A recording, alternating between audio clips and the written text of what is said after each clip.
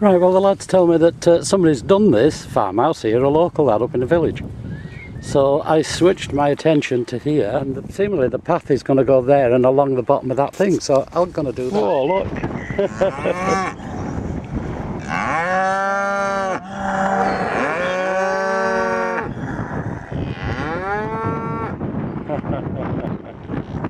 Ah, well, hello.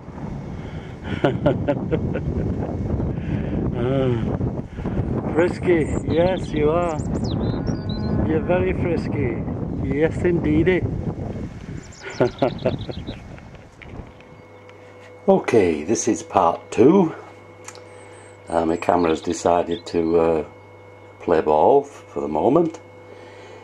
I went onto new ground yesterday.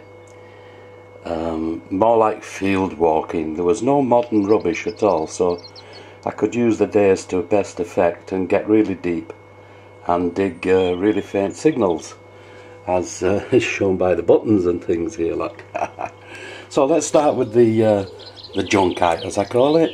We got little bits of lead and little bits of copper plate here. This that I described as hexagonal, it's actually a diamond shape. There's a piece missing off this other end. Odd little bits, look, junk, brass screw. More fieldwork type bits of bronze, look, coming in, nice and thick. These are the odd bits, modern, that I pulled out when I got nearer to the village. This was from the farm, nice and thin, and that was about it. All the rest were goodies. Teaspoon here, pewter, ball of a pewter spoon there. I think this is part of a bell. If anybody knows, because we do have a church a little bit higher up, and I'm on what is reported to be Anglo-Saxon land here, so I'm trying to find hammered. Little stud with the leather, buttons galore, 2, 4, 6, 8, 10, 12 of them. 3 pewter there. This had a design on it, but when I cleaned it, it disappeared. That's why you shouldn't clean them, fellas. This looked to be like a cross above a house, but can't really tell. There's a little bit of lead here, which in my imagination I keep thinking is lead tokens, but probably not. The good lead was the window. More lead from the old windows. This could have well been off the farmhouse. Bronze rings, nice bronze rings here. Very nice. Oh, look. Off a baby's rattle. I like it. Oh, and the gold bit, my goodness. Thought I got a gold watch, but probably gold plated. Well, in fact, I'd say it is gold plated. The strap could be a different matter. It was a separate leather strap, and there's a possibility this is gold. There's no sign of wear at all on it. Feels nice. If it ain't gold, it's really thick gold plated. So there you are, there's as touch as gold. We're coming that way. Won't be long now. I got into a tiny bit of modern at one place where they'd been cutting this tree down, and it was full of tin cans and 2p, but it's pre-1992, and there was a £1 coin where somebody's been walking the dog. Right, now, this is what I mean about different ground. I've written the dates down here, so pennies, 1872. Young Head Victoria. 1888. Again, Younghead, Victoria, all 1800s. Where they've been walking dogs, or I think near where the church is, after Sunday they'd just walk in the field. And we've got a 1920, 1919 halfpenny. Oops. 1903 Edward 7, and then a very nice 1862 there. Younghead, Victoria.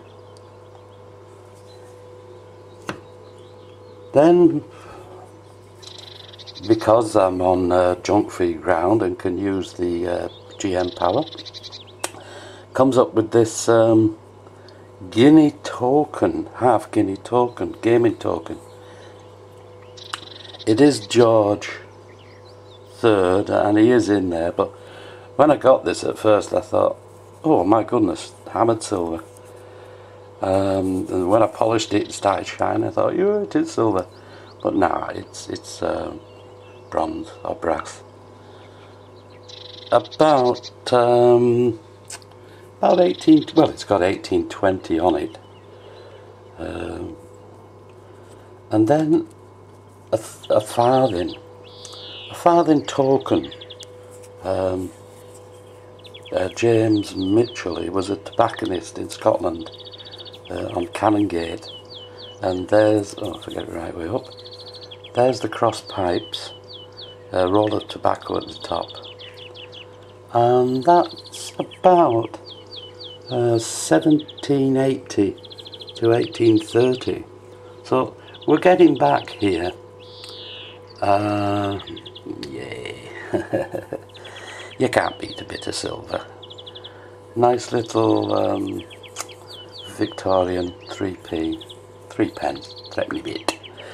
1868, I think it is.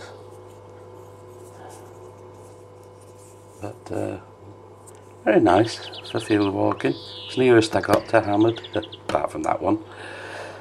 Right, now, crooked. They've been bent. It's George III. I presume it's George III. I can't really see ahead. Crooked sixpences we've had. Never had a crooked halfpenny before.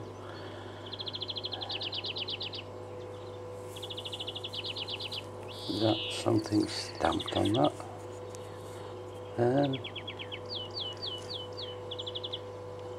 It's had something stamped on it, look. Ending in RD. They used to do that with warehouse tokens or the coppers.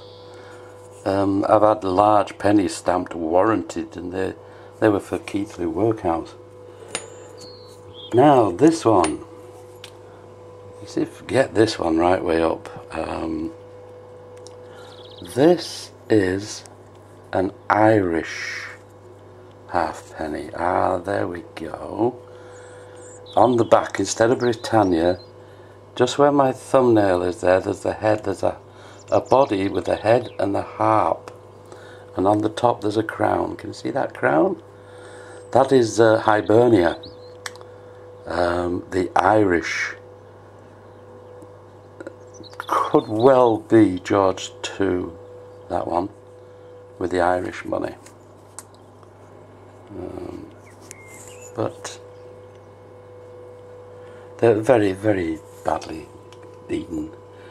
Now, this is the piece de resistance, the nice one is this. George III, penny. They're quite good condition for around here. And it's not an 18 something or other. It's 1799. 1 year, so it's in the 1700s, 1799. But all in all, very good trip. I shall be back there.